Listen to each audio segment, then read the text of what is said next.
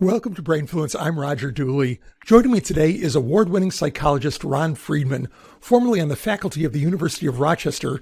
Ron is consultant for political leaders, nonprofits, and many of the world's most recognized brands. Today, Ron is the founder of Ignite 80, a learning and development company that translates research in neuroscience, human physiology, and behavioral economics into practical strategies.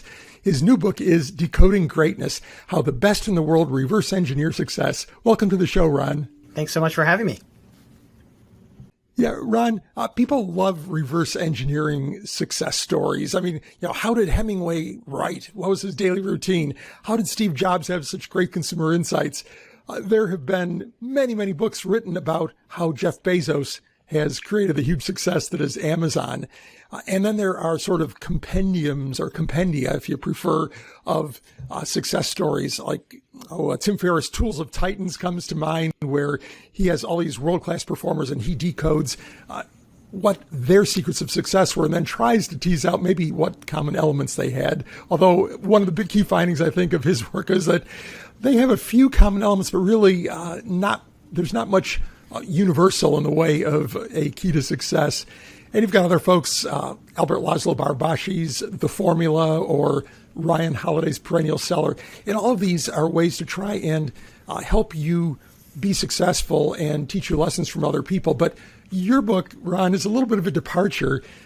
Instead of simply offering some success stories and saying, okay, well, this is what we can learn from that, you actually try to teach people how to reverse engineer success. And you ask a provocative question there and the question is along the lines of, can reverse engineering be reverse engineered? So why don't you start by answering that question that you pose yourself? Well, the answer is yes. And in fact, one of the things that I found while doing the research for Decoding Greatness is that one of the key strategies that top performers use is they don't passively enjoy experiences or objects. They are consistently asking, how was this created? What can I learn from this? And how can I apply this to the project that I'm working on? And that's the message of the book, is that if you're not learning from the best in your field, you're not up-leveling your skill to the extent that you can be. And so the big idea for the book is that we've long been told two major stories about how success happens. The first story is that greatness comes from talent. This is the idea that we all have certain inner strengths, and that the key to finding your greatness is finding the right field that allows your strengths to shine. The second story is that greatness comes from practice. This is the Malcolm Gladwell theory, the idea of 10,000 hours. If you just practice long enough and you have the right practice regimen and you have enough discipline, eventually you will become great. But there's a third story, and it's one that is particularly dominant in creative fields. And it's not talent, and it's not practice, and it's reverse engineering, which simply means finding outstanding examples in your field and then working backward to figure out, how can I recreate this? And, there's a long history of reverse engineering, and it's everywhere from Stephen King learning how to write, to Claude Monet learning how to paint, to Malcolm Gladwell himself. This is how he became a writer, is that he reverse engineered William F. Buckley. And so the originator of the 10,000 hour rule himself reverse engineered. Now, clearly practice and talent have a role. I'm not suggesting that talent and practice should be ignored. But what I'm hoping that the message that people take away from this book is that if you have given up on your dreams because you don't think that you have enough talent or that you don't have the discipline for doing 10,000 hours of practice, there's a better way, and that way is reverse engineering. And I think the 10,000 hour rule is, I wouldn't say it's been debunked, but I think it's been recognized that that's hardly universally applicable, and there are plenty of people who have succeeded without those 10,000 hours of practice. That 10,000 hour was a great marketing gimmick, but there's nothing particularly special about 10,000 hours. And in fact, even the studies that Gladwell cited, there was nothing significant about 10,000 hours. It happened to be that 10,000 hours was the average of the particular group that was studied in that experiment. But the person whose work was cited for the 10,000 hour rule, Anders Ericsson himself says, nothing special about 10,000 hours. More important is the quality of your practice, not the amount. Yeah, he's been a guest on the show as well. And, you brought up Malcolm Gladwell. And as a business book writer myself, I found that section interesting because you point out that you can't succeed perhaps by directly copying Malcolm Gladwell, because many people have tried, but nobody sells as many books as he does today. Part of that might be the brand effect, where Stephen King, J.K. Rowling have all written books under pseudonyms, and they did not do as well as those published under their own names. But there's, I think, a key point there. And I did try, by the way, to learn from Malcolm Gladwell. My first book, Brainfluence, was not at all Gladwell-esque. It's 100 short chapters of a little science lesson with a practical takeaway. But my second book, Friction, I wanted to be a little bit different style, so I did look at his work. I didn't really try and copy it, but I did notice how he incorporated plenty of stories along with his research, and then some other stuff that I tried to adopt, and I think it probably made it a better book. But you point out that simply copying Malcolm Gladwell is not a good idea. You talk about mimicry and sort of formulaic copying. Why is that not a good idea? Two major reasons. One is because Gladwell has particular strengths, and we're using Gladwell as a placeholder for really anyone who you want to model after. So Gladwell has particular strengths that are difficult to emulate unless you have his particular abilities and personality type. You have your own personality, you have your own experiences, and you also have certain strengths that you can draw on that Gladwell can't, and there's something to be said for that. The other component, not just execution, but the other component here is that audience expectations shift with every time there's a new Gladwell book. More people are exposed to the Gladwellian style and become bored with someone else trying to replicate it. And so the better approach is to use reverse engineering as a learning tool to figure out, what is Gladwell doing? What can I learn from this? How do I apply this? And then evolve it in a slight way that is relevant to you. So I'll give you an example of how I do this, which is I study Gladwell just like every other nonfiction writer. And if they're telling you they're not, they're wrong, they're lying, right? Like, because why wouldn't you study the guy who's sold more books than anyone else? If you're a marketer, you're studying Apple. Why would you not be, right? So for me personally, I do not have the patience to travel along with a story or to interview people to the extent that Gladwell does. And in fact, when I'm reading his books, I will pass through those stories to get to his point. So I embrace that about myself, and I trust my compass, and I think that if I'm bored with his story, I'd imagine other people are bored with the story too. And so what you'll notice in my books is that there's a lot of stories in a very short, condensed period of time. I think it bodes well for me, and it, for better or for worse, resonates with this ADD culture that we now find ourselves living in. Right. Well, one of the quotes in that chapter comes not from a noted expert, but rather the fictional Don Draper from the TV show Mad Men. And I really love that, where in evaluating a new TV show, he says, well, it's derivative, but with a twist. That's what people want. And that's kind of what you're recommending, at least for certain kinds of things, where simply copying what's been done before won't work. In fact, that reminded me of Raymond Loewy, the famous designer who had a principle, Maya, M-A-Y-A, which was most advanced yet acceptable. He said that to make something surprising, make it familiar, and to make something familiar, make it surprising. And that's kind of that same sort of philosophy, I think, that you can't simply do what's been done before. If something is familiar, then you've got to add that different twist to it if you want it to be successful, at least at a high level. I guess there are always derivative works that end up doing okay, but if you're really trying to succeed in your own right, then you've got to do what's been done, but add your own stamp, as you say. One of the challenges I think that a lot of creative professionals have is that they are striving for complete originality. And what they don't realize is that striving for complete originality is actually an exercise in futility, because even if you do exercise perfectly and you come up with something completely original, chances are it will be rejected. And there's research out of University of California, San Diego, Jennifer Mueller, who has done research showing that when people are presented with work that is highly original, they tend to reject it, and they tend to prefer work that is only slightly original.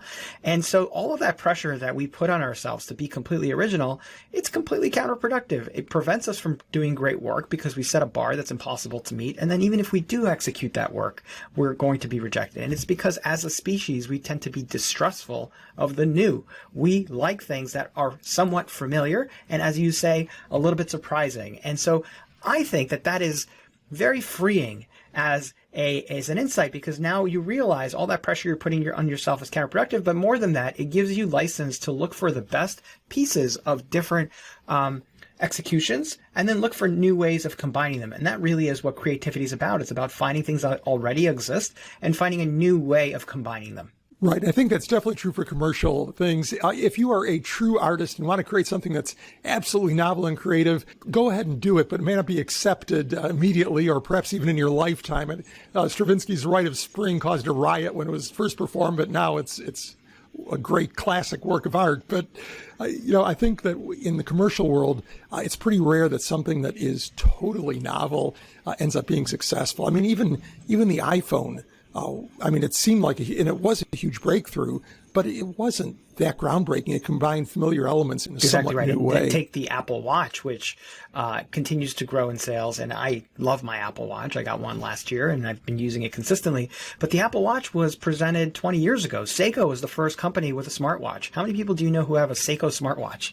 Microsoft came next with the Microsoft Spot Watch, and all of the elements, or at least most of the elements that exist in the Apple smartwatch were there initially. There's news, there's sports, there's traffic, and it failed miserably, and it's because audiences weren't ready for it. And so I just think it's liberating to think, hey, you know what? I don't need to be a complete original.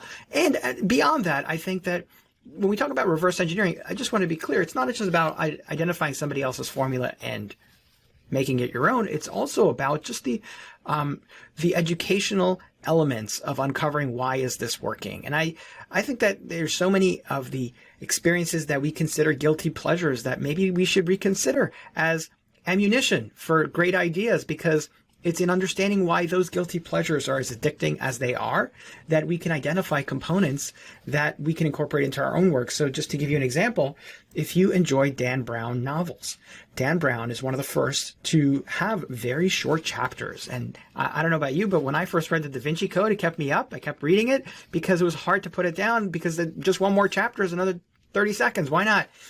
And before you know it, the book is over. That's something that we can incorporate into business books, which it seems like you tried with Brainfluence. Is that right? More or less, yes. And that's what I was striving for. There was not so much the narrative pace that Dan Brown was going for, but rather the ability to skip around and absorb little chunks of information in a bite-sized way instead of having to slog through 30 pages of dense text and references. And so there's an example where you can take something of a completely different genre and incorporate it into your own. And I'll give you another example of a story in the book that you may have come across, which is how Barack Obama became a successful elected official, and it's by learning from a different field. And so when Barack Obama first entered politics, he got trounced. He lost his first race by a margin of more than 2-1, and for a while he thought about leaving politics. And the problem was that he was a terrible speaker, if you can believe it, and it's because he was a law school professor, and as a law school professor, he was used to lecturing students. Voters didn't appreciate being lectured to, and they let him know at the polls. And so he was about to give up on politics until he noticed what it was that pastors were doing when preaching in churches. And he came back a few years later, and he was transformed. He was now telling stories, using repetition, quoting the Bible, modulating his tone. And it was through that process of taking something that was working in a completely disparate field, incorporating it into his own, and then coming up with his own style. And what I love about that story is that it illustrates that Barack Obama didn't go and find his talent. He didn't go to practice for 10,000 hours. He reverse engineered what was working in a different field and incorporated it into his own. Right. Well, I think that kind of brings us to your visionability gap in the chapter, where he might have seen, the people that I'm competing with are much more skilled orators than I am. How do I do that? That I'm not, I'm a professor and I don't necessarily have those skills. So talk a little bit about that visionability gap and how people who are relatively normal people can close that. Yeah. So the first half of my book is all about how people in different industries reverse engineer. And then I teach you how you can reverse engineer and evolve your formula. The second half of the book is about shrinking something I call the vision ability gap. It's actually Ira Glass who came up with that terminology, the famous NPR host. And the vision ability gap refers to the fact that even when you know what your roadmap looks like, even when you know what the formula is that you're trying to evolve and execute, you're still not necessarily going to get it right immediately out of the gate. And it's because it takes a while to develop your skills. And so the second half of Decoding Greatness is about skill acquisition and using psychological insights to improve your execution more quickly. And one of the first tips is something I call the scoreboard principle. And the scoreboard principle refers to the fact that anything that you measure, you are likely to improve upon. And so simply put, measurement begets improvement. So if you want to lose weight, measure your calorie intake every day. If you want to drink more water, measure how much water you're drinking every day. If you want to increase your focus time at work, measure how many minutes you get of uninterrupted work. And so simply by measuring what it is that you're trying to execute against, you will improve. And it's because measurement makes us more mindful of the decisions that we make. It illuminates anything that doesn't contribute to our bottom line. So if anything is getting in your way, you're going to recognize that because it's not moving your score. It increases your motivation because when you see your numbers rise, you get a sense of a thrill of achievement. And if your numbers are languishing, you feel a little bit ashamed. And those emotional jolts are what motivate you to get better. And there's a whole host of reasons evolutionarily why we're so obsessed with numbers. There's also that, which can also lead to some danger. It's why we obsess over our Twitter accounts and our LinkedIn followers, which doesn't help us in any way. But because numbers are involved, we can't help but pay them attention. And it's because in the past, paying attention to numbers actually kept us alive. So if you weren't sensitive to what suggested a larger food source versus a smaller food source, you weren't paying attention to where your energy was best invested. Same for evaluating competing tribes. If you didn't know who to ally with versus who to fight, you weren't alive today, right? So the fact that we're all sensitive to numbers represents a real opportunity because anything that you want to get better at, you need to measure. And there's something to be said for simply taking the time to identify what is it that I really am trying to execute against? What am I optimizing for? I think so many of us in everyday life, we have aspirational whiplash. In one moment, we're optimizing for long-term wealth. Another moment, we go on Instagram, our friend bought a nice car. Now we want to optimize for status. Then a friend invites us to a fancy restaurant. Now we're optimizing for fun. And it's because we're shifting from goal to goal to goal. That's where the misery comes in. So the first step to getting better and having life satisfaction is figuring out what you're optimizing for. Right. I suppose choosing the correct metrics is really key because you talked about losing weight. If your metric is weighing yourself every morning, chances are you're not going to lose weight. You're going to just be depressed every morning when you see that you're not changing at all. That's or right. Even going in the wrong direction. But if you measure various behaviors that will lead to your goal, that's where you can make a difference. In other words, if perhaps we want to be successful authors, we could try and measure how many social media followers we have because we know that, authors are supposed to have a lot of reach and a big following and a lot of interaction with their readers. But we would probably be better off measuring the minutes we spend writing each day or how many words we write or perhaps even some kind of research metrics if we're doing a research-based book, but something that is actually directly related to the eventual product or the eventual result we're trying for. Exactly right. So it's a mix. I would recommend a mix of behaviors and outcomes. So there, Roger, where you pointed out is if you're measuring outcomes and you're not noticing what the behaviors are that are contributing, that's going to be problematic for you because it's going to feel a little bit out of your control and probably a little bit depressing. So you have to identify what are the behaviors I need to execute and what are the outcomes, because you don't want to just shrink it down to one or the other, because chances are you will veer off course. And I have a story in Decoding Greatness about Wells Fargo and their challenges. And for those who don't remember, Wells Fargo was in the news not too long ago for a pretty serious scandal where their employees were opening up accounts for people who either were clients but didn't approve the accounts, or for people who had nothing to do with the financial institution. It was because Wells Fargo was incentivizing and punishing those who didn't meet a certain sales goal within their company. And their goal was to open as many accounts for individuals as possible. And that demonstrates the danger of optimizing for a single metric. What Wells Fargo would have done well to do was have a balance of metrics, which is what we all need to warn us when we're veering off course, because metrics are so strong that when we give ourselves a metric, we're going to be successful at that metric. But unless we identify what the adverse effect of reaching those metrics might be, we're going to get in trouble. So, like, for example, if you're a salesperson, if you're optimizing for leads, you're going to get a lot of crappy leads unless you have another metric that identifies quality leads or sale conversions, that sort of thing. So you really have to think deeply about what does success mean and then work backward and really reverse engineer your own success.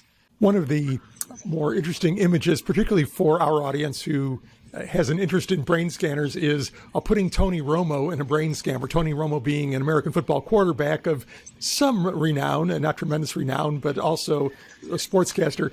Explain what potential reverse engineers can learn from Tony Romo. Well, Tony Romo is fascinating because he was a pretty average football player, and then he retired and became a broadcaster. And he achieved remarkable renown as a broadcaster for his ability to predict plays before they actually happen. And if you watch him on CBS, you'll notice that oftentimes he will tell you what the offense is going to do or what the defense is going to do before they do it. And he is remarkably accurate. His percentage is really, really high. In fact, it's better than his completion rate as a quarterback, which is amazing.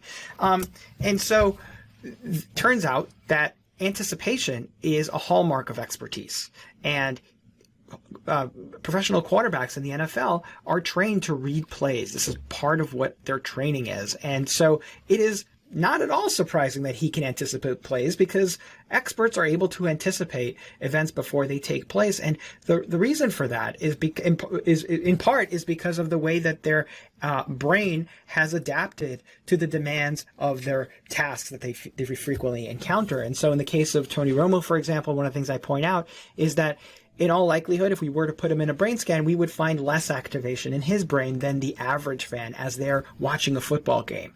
And it's because expertise comes with knowing which plays have a high probability of transpiring and those that have a low probability of transpiring. And someone like Tony Romo is considering fewer options than the average football fan because he's seen so many games. And so it's really interesting to understand why it is that Romo was just an average quarterback, but a phenomenal broadcaster. And it was that expertise that played that role. I know if I'm looking at a football game from a high level view, I'm not a football expert by any means. And basically, I see a bunch of people running around in different directions, and usually you can sort of get the gist of which way the play is going by the direction of the players. And, but undoubtedly a skilled quarterback, or perhaps a coach who's used to sitting up in the box high in the stadium, would be able to visualize exactly what's happening. It all play out like a ballet they've seen before. And the only question is this particular ballet going to work or not? So, yeah, it's there was a study a while ago about chess grandmasters where they were some subjects were chess grandmasters and others were regular people, and they were shown a chessboard configuration. And then after studying it for a very short period of time, they were asked to reproduce the layout of the pieces on the board. And the interesting thing was that the regular people who were not skilled chess players weren't particularly good at it, but the grandmasters were very good at producing real chess game situations where they could relate what they saw on the board to some kind of a framework, something in their experience. But if the pieces were placed in a way that really didn't make sense, then they were no better than the regular people at remembering those. So I think it's kind of the same phenomenon. Yeah, it's exactly right. And in that case, with the grandmasters, it's because they're absorbing not just the placements of the pieces, but the relationship between the pieces. And so they just have a different way of interpreting it. And so the question becomes, how did Romo get so good? And the same for the grandmasters. How did they get so good? And the answer is by practicing in 3 dimensions. So that's probably leading you to your next question, but that is the answer in the book, which is that it's not simply practicing the way we think of practicing, which is practicing in the present. There's 2 other dimensions to practice, which is practicing in the past and practicing in the future. And by practicing in the past, I mean reflective practice. So we've all heard of deliberate practice, which is practicing on something that is just slightly beyond your current ability and focusing on the feedback to improve. Reflective practice, or practicing in the past, is looking at past experience with an eye towards new learnings. And so there's research out of the Harvard Business School that shows that simply at the end of the day, taking a few minutes to think about what did I learn here today will improve your performance by over 20%. And so to that end, I recommend in the book to pick up one of these 5-year diaries, 5-year journals. And you can find these on Amazon. They are wonderful. They have got 365 pages, one for each day of the year, and there are 5 slots within each page. And so how this works is you get 3 lines to write what you learned today. And then you do this for a year, and after a year, you come back and you write down what you did that day, but also what you did on that day last year. And so it's a process that invariably strengthens your memory because you're constantly learning what you did the previous years, but also you're automating the self-reflection to think about what did I learn today and applying that to all sorts of insights. The other component is practicing in the future, and that simply refers to imagery. Thinking about events before they happen, anticipating, thinking about, for example, if you have to write a paper tomorrow, thinking about the process of sitting down at your computer, visualizing it, thinking about all the decisions you'll need to make in advance. And the reason that imagery works is not because, of some kind of woo-woo visualizing success nonsense. It's because you're front-loading decisions. So you are thinking about the steps you're going to need to take before you get there. And that enables you to be more present and not have to make decisions constantly. And you're better able to execute as a result. Just to dig into that visualizing success bit a little bit, does that mean that these experts who tell you to visualize how successful you are, collecting the big check, standing on the stage with 5,000 people on their feet applauding you, that is not necessarily helpful. Maybe that's a motivator, but it's not going to help you learn. But really what you're saying is you should be visualizing what got you there, why those people are standing and applauding for you. I'm a researcher, so I need some evidence if I'm going to make a recommendation. And in the case of visualizing success, there's just no evidence that it's helpful. But what there is evidence for is that it actually is counterproductive. And I'll tell you more about that. So there's a study out of UCLA where they had introductory psychology students come into the lab, and they divided them into 3 groups. One group was asked to visualize doing really well on their psychology test. The second group was asked to visualize themselves studying for the psychology test. And the third group was just asked to measure how much time they spent studying. And what they found was that the group that visualized studying did significantly better than all the other groups. The group that visualized success did the worst out of any group. And the question is why? And it's because visualizing success, seeing yourself at the finish line with your arms raised and not having to run a marathon, that's immediately gratifying. And once you're immediately gratified, you don't have the motivation to actually do the training necessary to be successful. And so, I don't want to discount all visualizing of success, but based on that study, it's hard to recommend it. Yeah, well, I like the idea of visualizing studying. That sounds a lot easier than actually studying. They needed a fourth group there, one that actually did no visualization and just studied to see how that group performed. I don't disagree with that. And I would say, though, that I think it's interesting because, if anything, that group should have done better. The group that was just measuring how much they studied, because as we talked about in the scoreboard principle, measuring should elevate performance. So if anything, that just tells you even more about how powerful visualizing the process was. One of your chapters is talking to experts, and a perhaps unsurprising finding, maybe it'll surprise some, is that experts often are not very good teachers. So explain that, and how, if you want to learn from an expert, if you're lucky enough to talk to them, how you should try and go about that. Yeah, so there's a lot of research showing that experts tend to be terrible instructors, and research looking at professors who have, if you look at the professors at Yale and Harvard and all these great schools, they're there because of their research resume. It's very rare that a professor who is a good instructor will receive tenure from one of these research institutions because of their teaching ability. So they are basing their hiring decision on research output. And there was a massive study done of tens of thousands of professors looking at their research output and their teaching abilities, and the correlation was zero. There is zero correlation between your research ability and your teaching ability. And that, in a way, is not really surprising at all, because if you think about it, we're all experts at tying our shoes. And if I were to ask you to write a book about how to tie your shoes, that would be a tall order, right? And that would be very difficult for you to execute, because there's so much that goes into teaching someone else how to tie their shoes that has nothing to do with knowing how to do it yourself. There's also research showing that there is something called the curse of knowledge, which is basically what it comes down to is if I know something, it's impossible for me to imagine having a state of mind of not knowing that same information. So that makes it harder for me to explain things to you, because I can't imagine the mindset that you're in. I just take my knowledge for granted. Final piece of evidence that I'll share is that when you ask experts to explain their thought process when performing a complex task, on average, they will neglect to share 70% of the decision-making process that went into it. It's because it's not conscious. They're not thinking about it. They just automatically do it, and it's based on their experience. So talking to experts is problematic, to say the least. And so in Decoding Greatness, I talk about some questions that you can ask that can be helpful to you. And there are different categories of questions and examples of questions that you can ask, but I'll just give you one category now, which is discoveries. And so asking the expert to compare when they first started to where they are right now, and to ask something along the lines of, what did you think was going to be important at the beginning that turned out not to be very important? And so that process of forcing them to compare their initial expectations against their actual experience leads to them sharing insights that can actually be useful to you.